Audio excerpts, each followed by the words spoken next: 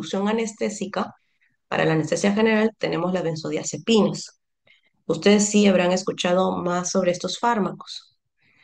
Son fármacos depresores del sistema nervioso central y se utilizan para medicación preanestésica, para la inducción anestésica como sedación, y dentro de los principales medicamentos tenemos el midazolam, el diazepam y el lorazepam. Cuando hablamos de medicación preanestésica, principalmente se utiliza en los niños. También lo ideal es que todos los pacientes que van a ingresar o someterse a un trauma quirúrgico, pues debe llegar en las mejores condiciones. ¿Qué paciente que va a ser sometido a un trauma quirúrgico no va a llegar con temor, con ansiedad?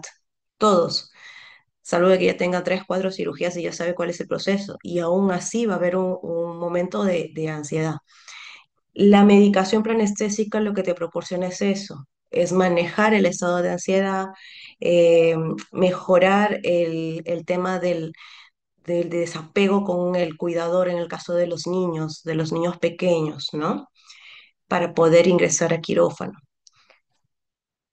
Dentro de las benzodiazepinas las dividimos en las de acción ultracorta, corta, intermedia y larga. Las de acción ultracorta, principalmente midazolam, y este es el fármaco que más utilizamos como inducción anestésica o para preparación preanestésica en los pacientes.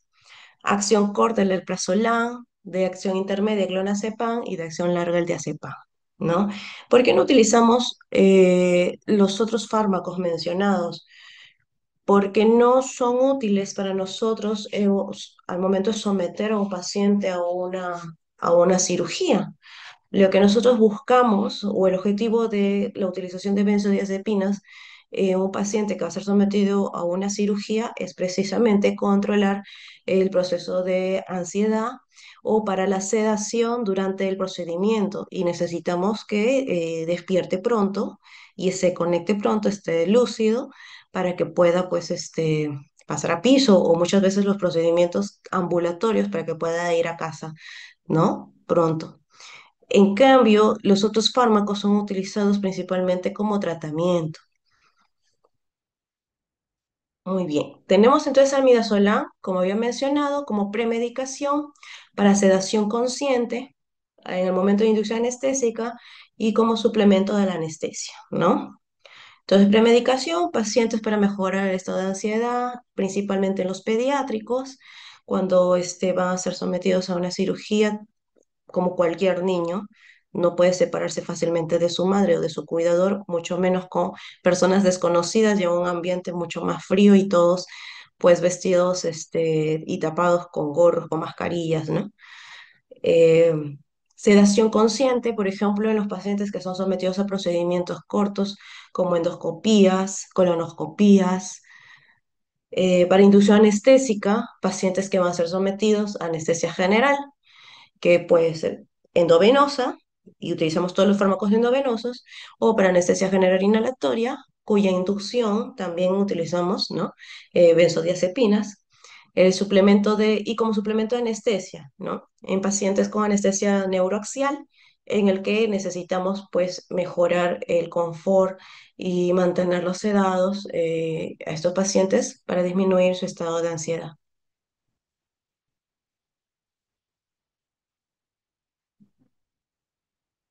Muy bien. Dentro de la farmacocinética, por vía endovenosa, su inicio de acción es sumamente rápido, de 30 segundos a un minuto.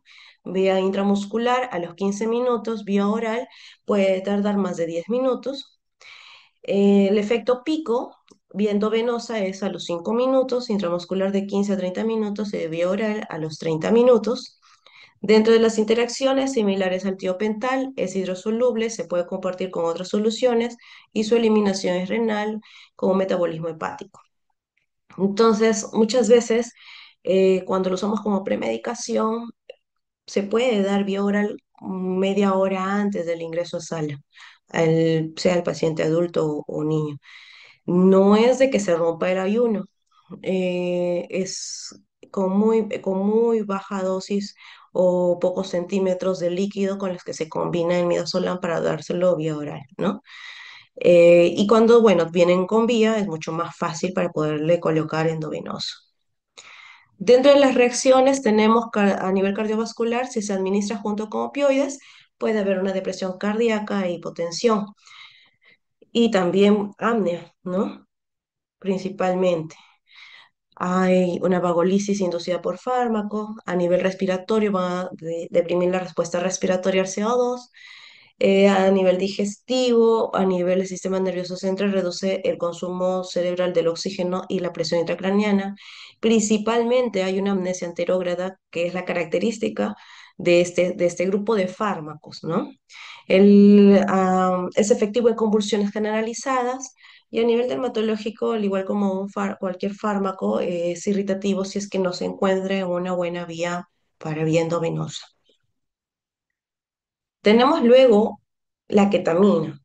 La ketamina es un fármaco que te produce una anestesia disociativa.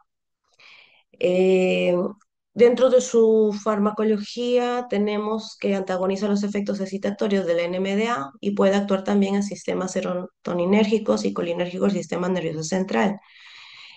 La característica principal es que mantiene los reflejos protectores de la vía aérea a dosis dependientes, ¿no? Aquí sí subrayan, mantiene los reflejos protectores de la vía aérea. A diferencia de los otros dos grupos de fármacos, la ketamina sí tiene, o es un potente analgésico, ¿no? Tiene esta gran propiedad que te da analgesia también. Además de que te da hipnosis. Poderoso efecto simpático mimético, es útil en pacientes hipotensos. El midazolam y el propofol contrarrestan los efectos sobre el sistema nervioso central y, como dicen, ¿no? Mandatoria tropinización previa. ¿Por qué? A ver, primero, en pacientes hipotensos, los pacientes muchas veces pueden ingresar con un proceso de una sepsis generalizada, con shock, con hipotensión, ¿no? Con, un- con hemorragias. Entonces, o los politraumatizados, ¿no? Entonces, estos pacientes ya vienen con un grado de hipotensión permanente, persistente, y muchas veces necesitan utilizar inotrópicos para mejorar la presión arterial. Entonces, si uno utiliza fármacos que inducen a una hipotensión, y acá recuerden mucho, todos los anestésicos, todos los fármacos que se utilizan en anestesia van a producir vasodilatación. Al producir vasodilatación va a haber una disminución de la presión arterial y también va a haber una disminución de la frecuencia cardíaca. Si es que hay un aumento de frecuencia cardíaca, en realidad es secundaria a la hipotensión y a manera de contrarrestar, ¿no? Estos efectos propios del fármaco. Entonces, en este grupo de pacientes que llegan hipotensos y que que necesitan ingresar a una cirugía, pues no podemos utilizar fármacos depresores. Y la ketamina es uno de los principales fármacos utilizados en la inducción anestésica en este grupo de pacientes. A diferencia del resto de fármacos, este te va a producir más bien un aumento de la frecuencia cardíaca, va a producir analgesia, ¿no? Y bueno, cuando hablamos de la tropinización previa, es porque dentro de sus efectos secundarios va a haber un aumento, ¿no? De la saliva y de los, y de los procesos bronquiales, ¿no? Hay una broncodilatación de la secreción digestiva y respiratoria. Entonces, con la atropina vamos a disminuir esto. Va a liberar catecolaminas, va a inhibir la recaptación neuronal de las mismas, es el agente de elección en pacientes con compromiso hemodinámico, va a producir broncodilatación, va a incrementar la secreción digestiva y respiratoria, y por ello utilizamos la atropina para contrarrestar estos efectos, y no libera histamina, aquí también subrayarlo, ¿no? Incluso en los pacientes asmáticos con asma rebelde que no cede fácilmente, o estos pacientes con un asma muy severo que muchas veces terminan en emergencia y que son muy difíciles de tratar. Y también ha habido casos de asma severos que al final han fallecido porque no se puede tratar este asma tan grave, pues se ha visto que la ketamina es como que la última línea para ayudar a sobreponerse de estos asmas rebeldes o de los procesos de broncoespasmo rebelde que no ceden, ¿no? La ketamina tiene la propiedad de broncodilatar y ayuda en esto.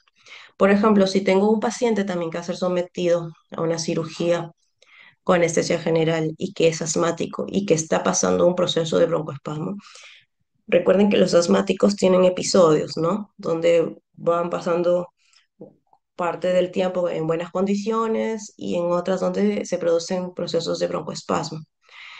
Uno no sabe en qué momento va a caer enfermo ni en qué momento va a necesitar una cirugía.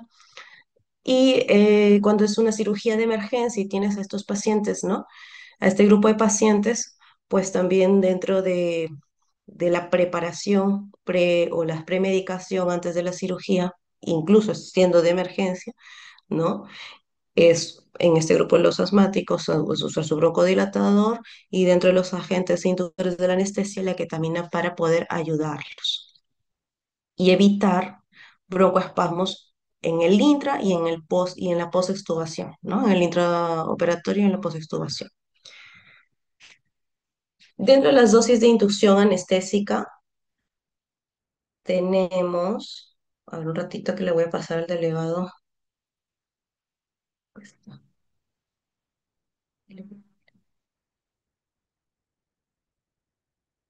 Dentro de la dosis de inducción anestésica tenemos de 1 a 2 miligramos por kilo de peso vía endovenosa para sedación de 0,5 miligramos por kilo de peso, vía intramuscular de 5 a 10 miligramos por kilo de peso. Se necesita premedicación con atropina por la estimulación de secreciones salivales y respiratorias y también puede ser utilizado para vía epidural o caudal sin preservantes, ¿no? A nivel neuroaxial. Dentro de las reacciones adversas, tenemos que hay un aumento del consumo y metabolismo del oxígeno, va a aumentar la presión intracraneana y el flujo sanguíneo cerebral. Y aquí resaltar algo, no puede ser utilizado en pacientes con hipertensión o con aumento de la presión intracraneana, como en pacientes neuroquirúrgicos, por ejemplo, ¿no? Donde ya hay un aumento de la presión intracraneana. Pacientes con depresión de catecolaminas va a incrementar la secreción salival y puede originar laringoespasmo. Por eso es de que habla de atropinizarlo antes, pero también, pues, si sabemos cuáles ya son las reacciones del fármaco, se tienen a la mano, ¿no? La aspiración de secreciones, por ejemplo. Efectos psicomiméticos puede producir alucinación, delirio, psicosis, mioclonías, puede originar apnea también cuando lo utilizamos en dosis mayores. La anestesia disociativa, ¿no? Problemas psiquiátricos frecuentes, va a haber una alteración de la percepción, desorientación, alucinaciones principalmente, distorsión de la realidad, pesadillas, conducta irracional. En los pacientes, por ejemplo, que han tenido un trauma, ¿no? Por ejemplo, fue la condición quirúrgica por la que ingresan al hospital fue por algún tipo de accidente o algo, reviven, ¿no? Muchas veces esos a manera de pesadillas cuando tú utilizas este tipo de fármacos. Por eso es de que se menciona de que también el uso de benzodiazepinas ayuda a que este proceso no se refleje y le das una mejor condición, sobre todo cuando el paciente pasa a utilizar una sedación, ¿no?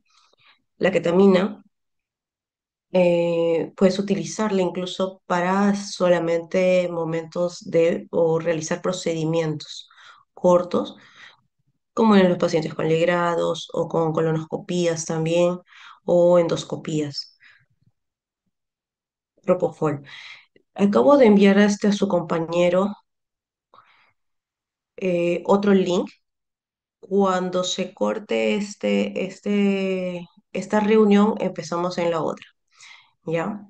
Voy a continuar entonces con Propofol en estos 9 minutos que tenemos aún.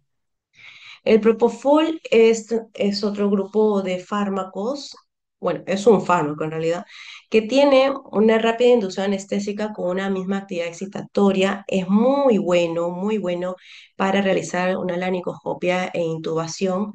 No tiene propiedades analgésicas. Recuerden que el único fármaco en este grupo es la ketamina, que posee propiedades analgésicas. El propofol sí tiene propiedades proconvulsivantes y anticonvulsivantes. Se presenta en una emulsión que contiene aceite de soya, glicerol, lecitina de huevo, por lo que si es que el paciente es alérgico al huevo no contraindica su uso. Tiene un inicio de acción rápida, su conjugación en el hígado genera metabolitos inactivos y la excreción es renal. Es de color blanco lechoso. Se utiliza principalmente para sedación consciente, vía endovenosa, a dosis de 0,5 miligramos por kilo. Para la inducción anestésica utilizamos de 2 a 2,5 miligramos por kilo. En los niños, por ejemplo, la dosis es mayor de propofol, puede ir incluso hasta 5 miligramos por kilo de peso. La infusión del mantenimiento, cuando se realiza, por ejemplo, anestesia endovenosa total, ¿no? Tenemos de 100 a 200 microgramos kilo minuto. Se utilizan unas bombas de infusión continua y puede utilizarse también como antiemético con una dosis baja de 10 miligramos endovenoso. Su inicio de acción es a los 40 segundos, su efecto pico es al minuto y su duración es muy corto, ¿no? De 5 a 10 minutos. Dentro de los efectos a nivel cardiovascular va a haber una disminución también de flujo sanguíneo y de la resistencia vascular, es vasodilatador. A nivel pulmonar puede producir apnea. A nivel del sistema nervioso central es uno de los fármacos predilectos también para pacientes neuroquirúrgicos. Mejora lo que es el flujo sanguíneo cerebral y también el metabolismo cerebral. Por eso es de que es uno de los medicamentos de preferencia para los neuroquirúrgicos. A nivel digestivo va a disminuir lo que son la presión de los esfínteres. Por tanto, en los pacientes con estómago lleno debemos tener bastante cuidado porque te produce este tipo de relajación de los esfínteres y puede haber, pues, pacientes con estómago lleno, puede haber una regurgitación y puede, pues, pasar este contenido gástrico a los pulmones. Puede causar en algunos pacientes alergia, ¿no? El síndrome por infusión de propofol es un trastorno poco frecuente y generalmente se da en los pacientes que son sometidos a tratamientos a largo plazo en dosis altas con este fármaco. Por ejemplo, en los pacientes de la unidad de cuidados intensivos. No es un fármaco de elección para la pseudoanalgesia del paciente de UCI, pero sí, por ejemplo, en pacientes que son alérgicos a los fármacos de primera línea, pues pueden utilizar el propofol como fármaco de segunda línea. En los tiempos de pandemia, cuando se agotaron todos los fármacos de pseudoanalgesia para los pacientes de UCI, se tuvo que utilizar el propofol. ¿Cuál es el problema o qué es lo que ocurre? Que si te da, o bueno, si tienes más de 3 días, 4 días utilizando el propofol de manera continua, porque es bajo infusión permanente, el paciente está en un coma farmacológico, va a producir problemas como rhabdomiolisis, acidosis metabólica, insuficiencia renal, hiperpotasemia. Y todo esto te va a conllevar a efectos, ¿no? Secundarios a este fármaco. Ocurre habitualmente en niños y los pacientes críticos que reciben catecolaminas y glucocorticoides tienen un mayor riesgo de sufrir. Entonces, cuando se utiliza o se ve en la necesidad de utilizarlo en este grupo de pacientes bajo sedación con propofol, pues se trata de rotar el fármaco, ¿no? Llegar a un máximo de 3 días, darle chance o descanso y luego volver a utilizarlo. Se hizo mucho durante la pandemia a falta de fármacos o de medicamentos. Relajantes neuromusculares. Cierro aquí este link, ingresamos con el nuevo que le he enviado a su delegado, ¿sí? Bueno, creo que ya la mayoría ingresó. Seguimos con la segunda parte. La segunda parte entonces es hablar de los fármacos tipo relajantes neuromusculares. ¿Qué son los relajantes neuromusculares y para qué los utilizamos en anestesia? Son drogas que van a ayudarnos en la anestesia general, porque son bloqueadores neuromusculares y van a impedir la transmisión del impulso nervioso. Se utilizan en sala de operaciones para proveer condiciones de intubación buenas y atraumáticas, proveer una parálisis muscular cuando esta es requerida por el cirujano durante una operación y facilitar el control en la ventilación, ¿no?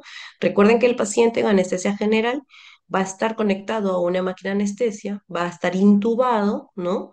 Y no va el paciente a poder ventilar por sus propios medios, porque va a estar conectado a un ventilador, pero cuando el paciente empieza a ventilar, se va a ver una asincronía con el ventilador y lo que se necesita es que el paciente se deje llevar en una ventilación proporcionada por la máquina, ¿no? Durante la cirugía, porque estamos hablando de pacientes que van a estar sometidos a una cirugía. Al igual que los pacientes de la unidad de cuidados intensivos, los pacientes de cuidados intensivos van a estar en un ventilador mecánico, pero para proporcionar la fuente, ¿no? de ventilación mecánica, por sea cual sea el motivo por el que es un paciente en malas condiciones y que necesita ventilación mecánica, ¿no? Eh, y estar bajo un coma farmacológico. Pero en el caso de ellos o de los pacientes, ¿no? de los pacientes de cuidados intensivos van a estar bajo pseudoanalgesia, no van a estar bajo anestesia, sino bajo sedación y analgesia para tolerar el tubo y mantenerlos dormidos y esos van a seguir conectados al ventilador mecánico. Cuando fue el tipo de pandemia, muchos de estos pacientes con el tema del COVID no poseían, pues, nosotros llamamos, ¿no? Un buen pulmón. Recuerda que el COVID tomaba los pulmones a una manera de cicatrizarlos, ¿no? Y no poder ventilarlos. Entonces, al estar tomados los pulmones, te quedaba muy poco pulmón bueno para ventilarlo y someterlo a ventilación mecánica y darle ese soporte ventilatorio, lo que pueda tolerar el paciente y luego, ¿no? Y si puede salir de la condición de la infección por este virus. Entonces, se utilizó mucho los relajantes neuromusculares en este grupo de pacientes de manera permanente durante su permanencia en la UCI, que siempre eran prolongadas, más de 15 días, ¿no? Pero no es de utilización en general en los pacientes de cuidados intensivos.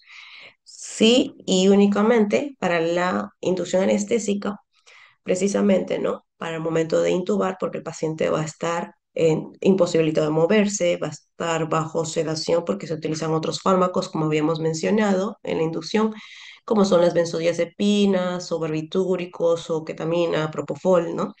También se utilizan opioides y bueno, entonces el paciente simplemente no siente nada, no va a sentir dolor, no va a estar despierto, pero también a nivel neuromuscular no va a poder moverse y por tanto va también a dar una parálisis de cuerdas vocales para poder intubar, ¿no? Y también una parálisis muscular generalizada para el momento, generalmente, ¿no? Los pacientes de abdomen, ¿no? Para el momento de que el cirujano esté operando, no haya esa resistencia de los músculos del abdomen y pueda estar, pues, en mejor condición para el cirujano. Entonces, son fármacos que tienen una acción inhibitoria sobre la transmisión neuromuscular, es decir, van a bloquear el impulso nervioso, ¿no? La acetilcolina se une a los receptores postsinápticos y se produce un intercambio iónico donde entra sodio y sale potasio, ¿no? Y la fibra muscular se despolariza y el músculo se contrae. Cuando se rompe el complejo acetilcolina-receptor por la acetilcolinesterasa, la colina se es transportada de vuelta al interior de la célula para resintetizar acetilcolina y la acetil-CoA se metaboliza, ¿no? Entonces, si se acuerdan, aquí hay una unión neuromuscular, ¿no? El proceso normal es la despolarización a nivel de la placa terminal para que pueda, pues, el músculo contraerse y es el movimiento y lo que te da el tono muscular también, ¿no? Normalmente.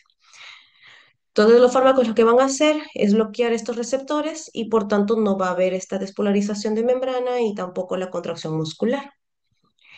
Dentro de los fármacos, de los relajantes neuromusculares, lo vamos a dividir en dos grupos. Los despolarizantes o no competitivos, ahí me comí una S, despolarizantes o no competitivos, y en este grupo está un solo fármaco, la succinilcolina.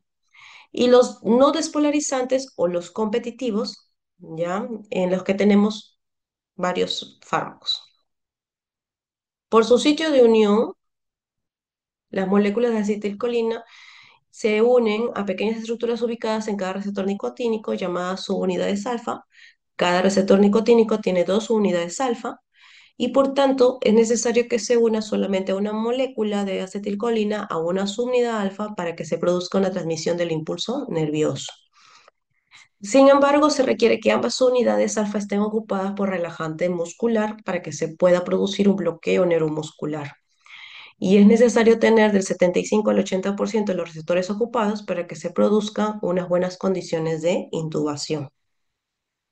Dentro de las características ¿no? del mejor relajante o lo que podría ser el mejor relajante muscular, debería tener 10 características. Ninguno de los fármacos las poseen estos 10 requerimientos. Pueden proceder 6, 8, ¿no? Pero hasta ahora no tenemos pues un relajante neuromuscular eh, el mejor, ¿no? Primero que tiene que ser de mecanismo de acción no despolarizante, sería lo ideal.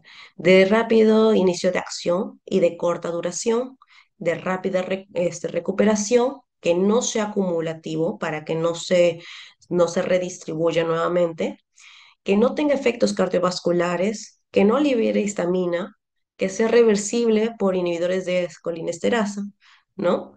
Y que tenga alta potencia, ¿no? Metabolitos farmacológicamente inactivos.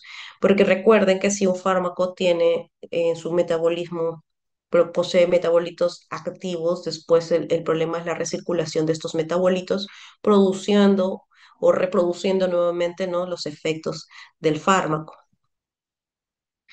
Tiene una similitud estructural con la acetilcolina, es un neurotransmisor específico de la unión nervio-músculo, ¿no? Los despolarizantes activan los receptores acetilcolina-posináticos, provocando la despolarización de membrana muscular, lo que origina la contracción del músculo. Con una despolarización sostenida de la membrana muscular, se impide la propagación de nuevos impulsos y este tipo de bloqueo no puede ser revertido. La succinilcolina es el fármaco de este grupo de despolarizantes, ¿no? Es el relajante muscular que permite intubar más rápidamente, porque su efecto es, o el inicio de su acción es muy, muy corto, pero tiene muchos efectos secundarios. ¿Cuáles son los efectos secundarios? Lo que se ve primero y fácilmente son las fasciculaciones. Si en algún momento ustedes ingresan a quirófano y en sus rotaciones con los quirúrgicos, dígase traumato, cirugía general, pidan permiso para que puedan también ver al paciente si es que le ponen anestesia neuroaxial, para que ustedes también puedan observar, o si es que le da, o si es anestesia general porque normalmente usamos en los pacientes diferentes fármacos, pero para que ustedes puedan observar si es que usan su cinilcolina en ese momento, las fasciculaciones que se dan, ¿no? Son los movimientos musculares involuntarios, ¿no? Eh, y que se observan fácilmente con la succinilcolina. En algunos pacientes son muy evidentes y en otros muy suaves, pero todos se producen fasciculaciones. Mialgias posoperatorias y mioglobinemia secundaria a las fasciculaciones, ¿no? Hipercalemia, aumenta el potasio. Así que este fármaco no puede ser usado en pacientes, por ejemplo, en quemados con algún grado de que el medio interno esté alterado generalmente los primeros días del paciente quemado, que está compensando poco a poco su medio interno, tiende a haber un aumento del potasio. Entonces, si es necesario ingresarlo a quirófano, pues no debería utilizarse este tipo de fármacos porque te va a aumentar el potasio en el medio sanguíneo. Tampoco en los pacientes con presión intracraneana aumentada, y tampoco en pacientes postrados crónicos, que también tiende a haber un aumento de potasio en el medio interno. Va a aumentar la presión intraocular, va a aumentar la presión intragástrica y va a aumentar la presión intracraneana, ¿no? Es muy raro que se produzca hipertermia maligna, anafilaxis o apnea prolongada. Es de muy corto tiempo de acción, y su acción es muy rápida también, ¿no? El inicio de acción es rápido y su duración es corta. Entonces, hay que tener mucho cuidado dentro de las contraindicaciones, sospecha de hipertermia maligna. Recordarles solo que la hipertermia maligna generalmente no, está condicionada, ¿no?, de manera hereditaria. Generalmente en países de Europa, ¿no? Casi no se ve, muy poco, y cuando se ve, o cuando se produce esto, siempre hay la condición genética de la aparición de la hipertermia maligna en un grupo familiar. Sospecha de miotonía o en los pacientes que son postrados crónicos, hipercalemia preoperatoria, ¿no? Pacientes con procesos de sepsis o pacientes quemados, tenemos que verles primero el medio interno, porque en ellos siempre va a haber un cambio, ¿no?, a nivel de electrolitos, quemaduras extensas, atrofia por desuso, postrados crónicos y trauma masivo. Dentro de las contraindicaciones, entonces también, por ejemplo, herida penetrante de globo ocular, porque hay aumento de la presión intraocular, trauma cerrado de síndrome nervioso, del sistema nervioso central o Guillain-Barré, colinesterasa típica, distrofia muscular, lesión inveterada del nervio periférico, encefalitis, en sección de médula espinal, ¿no? En los traumas, ¿no? Inmovilización prolongada en procesos de sepsis. Ojo acá, ¿no? Dependiendo de cómo está el medio interno en los pacientes sépticos. En el grupo de los relajantes no despolarizantes, se van a acoplar los receptores de acetilcolina pre y poscináticos, pero no originan despolarización. Van a competir con la acetilcolina y su acción dependerá de la concentración relativa frente a la acetilcolina. Y este tipo de bloqueo sí puede ser revertido. Se va a dividir en dos grupos, en dos familias, ¿ya? Las bencilisoquinolinas y los aminoesteroides. Dentro del primer grupo tenemos aquí el atracurio, doxacurio, mibacurio, cisatracurio. Este grupo de fármacos, que realmente no he tenido la dicha de tenerlos a la mano y conocerlos y usarlos, pero en teoría, pues tienen una característica importante y es mejor utilizado en pacientes renales. Ojo ahí, subrayarlo, pacientes renales. El atracurio y el cisatracurio principalmente, porque su eliminación es a través de hidrólisis de Hoffman. No se produce o no se metaboliza como cualquier otro fármaco que normalmente es a nivel hepático o renal, ¿no? O que se elimina vía renal. Eh, mm, Su duración es corta, en 30 a 40 minutos, y el inicio de acción también es rápida, tanto el atracurio como el cisatracurio. Entonces aquí, de este grupo o de esta familia, lo que es más importante recordar es que principalmente se utiliza en pacientes renales. El otro grupo de los aminoesteroides tenemos, sí, el pancuronio, el becuronio, pipecuronio, rocuronio, rapacuronio. En nuestro medio tenemos a la mano rocuronio y becuronio. Es importante aquí que especificar, no está por aquí el becuronio. Bueno, el rocuronio, por ejemplo, el inicio de acción es rápido a los 35 segundos, ¿no? Y su duración también va de 35 a 45 minutos. El becuronio igual, su inicio de acción es a los 30 segundos y su tiempo de acción es de 45 minutos aproximadamente. Hay diferentes dosis para la intubación, eso no es de, están dentro de los cuadritos, pero no es para que se los memoricen, pero sí para que conozcan que en algunos pues se utiliza menor dosis, ¿no? Según kilo de peso para la inducción anestésica, para, para poder intubar. El pancuronio, como ustedes observan, y el pipecuronio tiene una duración de 120 minutos aproximadamente, ¿no? Tiene mayor tiempo de duración. Sería de utilización para cirugías prolongadas.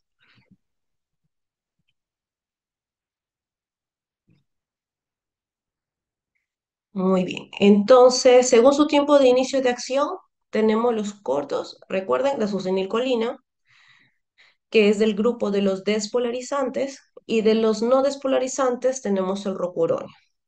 De intermedio tenemos el becuronio, el atracurio, y el inicio de acción más largo o que tarda más en empezar su acción es el pancuronio, ¿no? Y el cisatracurio. Según su duración, ultra corto o corto, la succinilcolina te puede durar 30 segundos de duración, ¿no? Máximo un minuto de duración. El mibacurio, el rapacuronio también. De acción intermedia o de tiempo de acción intermedia, el becuronio y el rocuronio, que es lo que tenemos en la mano, son de 40 a 45 minutos, ¿no? Y son mucho más largos el pancuronio, ¿no?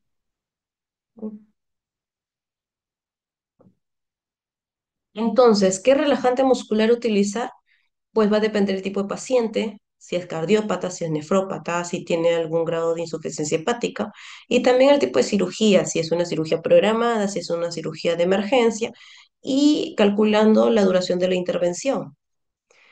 Etapas de procedimiento normal de la anestesia, bueno, un paciente, ¿no? Que llega sea por emergencia, sea por consultorio externo para una cirugía ambulatoria, pues sus prequirúrgicos siempre, porque tenemos que saber cómo es que va a ingresar este paciente a nivel de hemoglobina, hematocrito, sus perfil de coagulación, ¿no? Y sus serológicos. La premedicación, luego sigue la inducción. Recordemos la premedicación en los niños, ¿no? Utilizar algo de benzodiazepinas, en los adultos también, o en algún problema, por ejemplo, en pacientes, ¿no?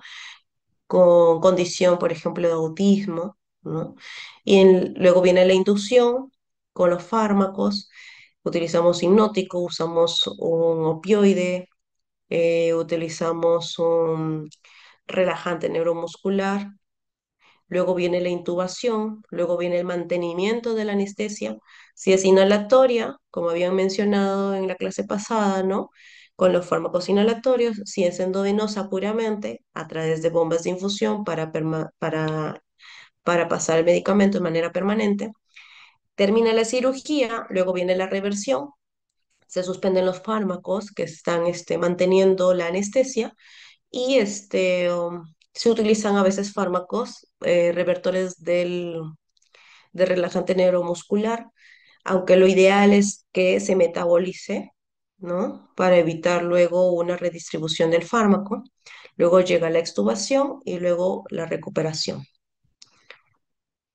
Dentro del potencial de liberación de histamina, significativa, ¿no? Como se puede observar en el cuadro y solamente lo puse para que ustedes conozcan la tobocularina, la metocurina.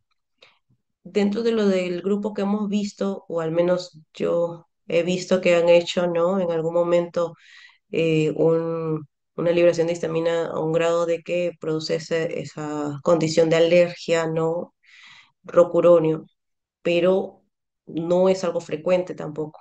Por eso es de que ponemos acá no significativa.